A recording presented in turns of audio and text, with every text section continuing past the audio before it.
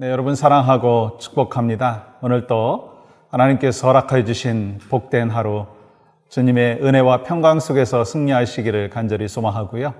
오늘은 먼저 말씀 나누기 전에 찬송가 31장 찬양하라 복되신 주 예수 하나님 앞에 함께 올려드리고요. 말씀 나누도록 하겠습니다.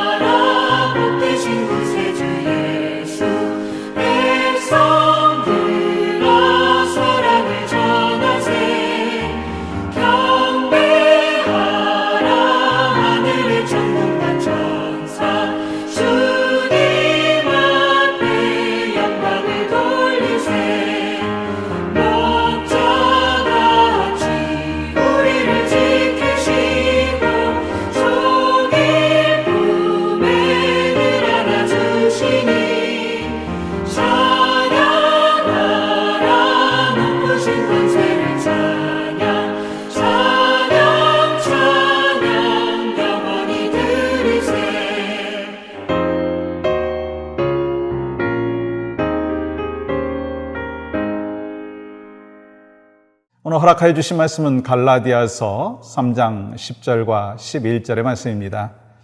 무릇 율법 행위에 속한 자들은 저주 아래 있나니 기록된 바 누구든지 율법책에 기록된 대로 모든 일을 항상 행하지 아니하는 자는 저주 아래 있는 자라 하였습니다.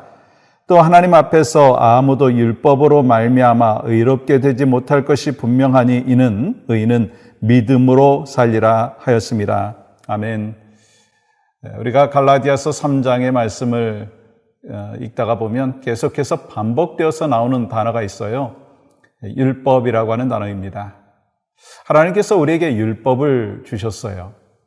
왜일까요? 중요한 이유는 죄를 깨닫게 하기 위함이다라고 하는 사실을 우리는 잘 알고 있습니다. 또 한 가지는 하나님의 성품에 대해서 말씀을 하시는 거예요. 하나님의 성품은 어떠신가요? 거룩하시고 사랑이 많으시고 자비가 많으신 것이 하나님의 성품입니다. 그 율법 속에 그것이 포함되어 있습니다. 근데 문제가 있어요. 그 율법을 우리가 다 지킬 수 있느냐라고 하는 것입니다. 구약학자들이 그 율법에 대해서 연구를 하면서 율법이 몇 가지인가 카운트를 해보니까 613가지라고 하는 것입니다. 613가지의 그 율법을 온전히 지킬 수 있는 사람은 아무도 없다라고 하는 거예요. 특별히 우리 주님이 우리에게 말씀을 하시기를 뭐라고 말씀하셨어요? 우리 산상수훈에서 주님이 우리를 향하여 이렇게 말씀하셨어요. 마태복음 5장 28절 말씀 보세요. 나는 너희에게 이르노니 음욕을 품고 여자를 보는 자마다 마음에 이미 간음하였느니라. 눈으로 보고 음욕을 품었다 할지라도 간음한 거라는 거예요. 그러니까 우리가 율법을 어떤 행위로는 지킬 수 있을 수도 있습니다. 그런데 우리 마음으로 온전히 율법을 지킬 수 있는 것 불가능하다라고 하는 것을 우리는 알아야 한다라고 하는 것입니다. 그래서 갈라디아서 3장 10절은 이렇게 말씀하시죠. 무릇 율법 행위에 속한 자들은 저주 아래에 있나니 기록된 바 누구든지 율법책에 기록된 대로 모든 일을 항상 행하지 아니하는 자는 저주 아래에 있는 자라 하였습니다. 지금 무슨 말씀하는 거예요? 이 율법 자체를 부정하는 건가요? 아니라는 거예요. 율법을 다 지키더라도 이 하나의 율법을 지키지 못한다면 저주 아래에 놓이게 된다라고 하는 것입니다.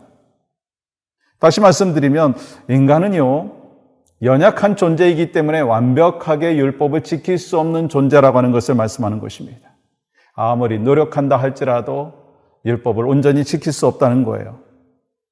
그리고 율법에 말씀드린 대로 613가지의 율법 중에서 한 개를 지키지 못한다 한다면 엄격한 의미에서 율법을 다 지키지 못하는 것이다라고 하는 거예요.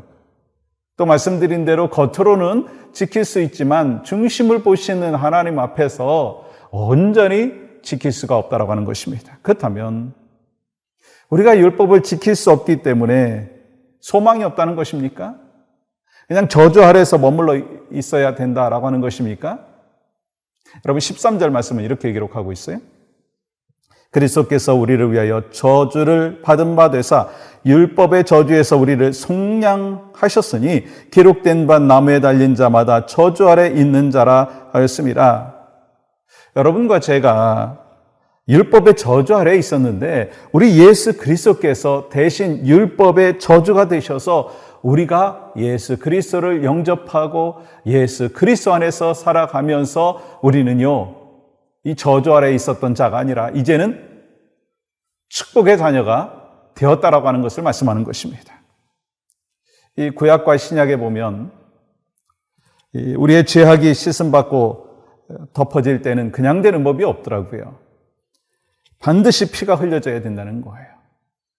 누구나 율법이 요구하는 저주의 형벌을 받음으로 이 율법이 요구하는 것을 충족해야 하기 때문에 그리스도께서 저주가 되신 거예요. 율법의 기준으로 보면 하나님 앞에 갈 사람이 아무도 없는데 우리 예수 그리스도께서 내 대신 여러분과 저를 대신해서 십자가의 저주를 감당하심으로 말미암아 우리에게 구원의 길, 축복의 길을 허락하여 주셨다라고 하는 것을 말씀하는 것입니다. 그래서 여러분 11절 말씀 보시면 우리에게 허락하여 주신 복이 무엇인가 하는 것이 첫 번째로 나오고 있어요. 또 하나님 앞에서 아무도 율법으로 말미암아 의롭게 되지 못할 것이 분명하니 이는 의인은 믿음으로 살리라 하였습니다. 우리가 하나님 앞에서 의인으로 칭함받은 구원받은 백성이 되었다는 거예요. 율법으로는 그것이 불가능했습니다. 우리가 지킬 수 없기 때문에, 우리가 온전히 지킬 수 없기 때문에, 그래서 우리가 저주 아래 머물러 있었지만 예수 그리스도께서 우리의 모든 죄를 대속해서 십자가에 못 박혀 돌아가심으로 인하여 대신 저주를 감당하심으로 인하여 우리에게 축복으로 바꾸어 주셨고 우리가 믿음으로 의롭다함을 받은 하나님의 사람으로 살 수 있는 그 블레싱을 허락하여 주셨다는 거예요. 이게 바로 주님이 우리에게 허락하여 주신 축복 중에 하나이고요. 또 한 가지는요, 14절 말씀 보세요.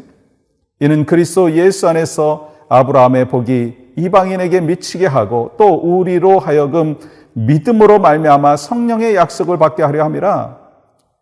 예수 그리스도를 믿음으로 인해서 우리가 구원받은 하나님의 백성이 되었고 거기서 끝나는 것이 아니라 이방인에게 복을 전하는 축복의 통로가 되었다는 거예요.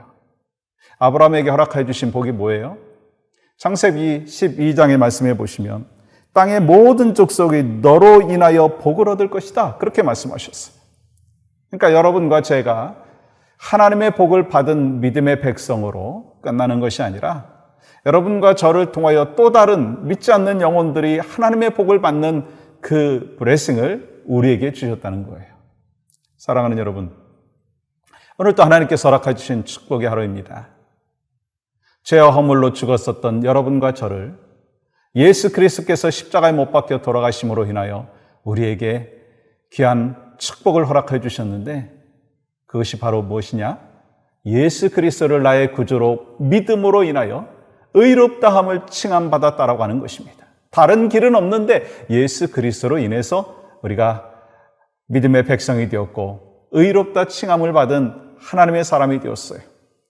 또한 아브라함에게 허락하여 주신 그 복, 아브라함을 통해서 이스라엘 민족이 온 땅에 하나님의 복음이 증거되어지는 역사가 있었듯이 바로 여러분과 저에게도 그렇게 하나님 안에서 요긴하게 쓰임받는 은혜가 있기를 주님의 이름으로 간절히 축복합니다.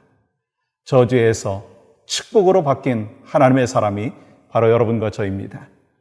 하나님께서 허락해 주신 복된 하루 속에서 오늘도 참된 그 축복을 마음껏 누리시고 그 복을 전할 수 있는 아름다운 귀한 하루가 되시기를 주님의 이름으로 간절히 축복합니다.